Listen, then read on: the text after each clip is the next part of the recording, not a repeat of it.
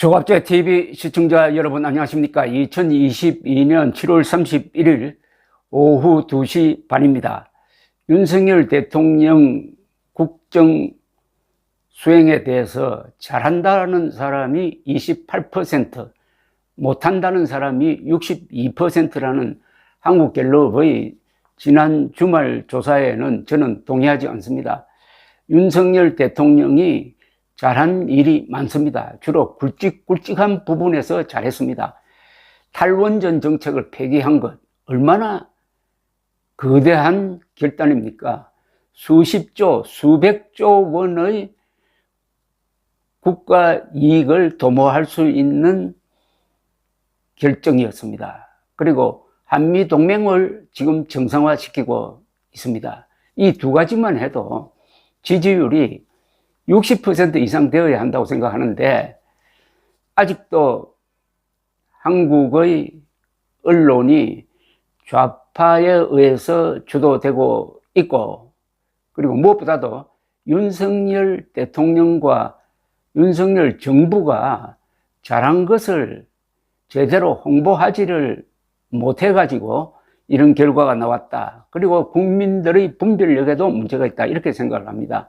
그것을 전제로 하고, 그러나 왜 지지율이 떨어졌는지는 냉정하게 객관적으로 한번 살펴볼 필요가 있다고 생각하는데, 저는 윤석열 지지율 하락의 출발점은 당선 직후 무리하게 추진한 청와대 이전이었다고 생각합니다. 그때 제가 청와대 이전에 반대를 하니까 자칭 보수라는 사람이 조금 기다려보라, 청와대를 개방해가지고 국민들이 그 안으로 들어가서 구경을 하고 하면은 순식간에 지지율이 높아질 것이다 라고 이야기를 했습니다. 일시적으로 높아진 건 사실입니다. 그러나 원위치 하고 말았습니다.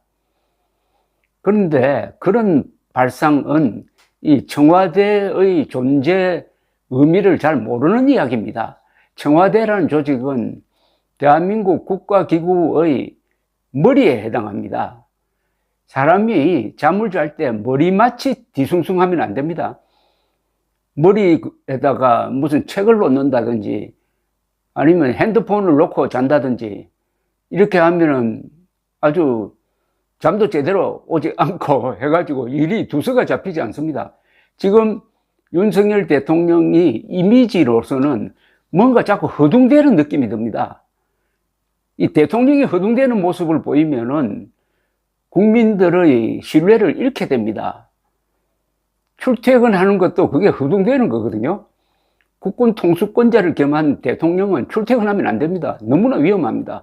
근데 출퇴근하는 정도가 아니라 출근길에 기다리고 있는 수십 명의 기자들 앞에서 일문일답을 하는데 거기서 실수를 많이 하고 있습니다. 이게 다 허둥대는 모습입니다. 더구나 지금 대통령실의 이름이 정해져 있지 않습니다. 경무대, 청와대, 다음에 뭐라고 이름을 붙여야 될 것 아닙니까? 아니, 대통령실의 이름을 붙일 장명 능력도 없는 겁니까? 그만큼 준비를 제대로 하지 않고 국가사령탑의 이 기능과 소재지를 무리하게 변경한 그 후유증이 계속되고 있는 겁니다.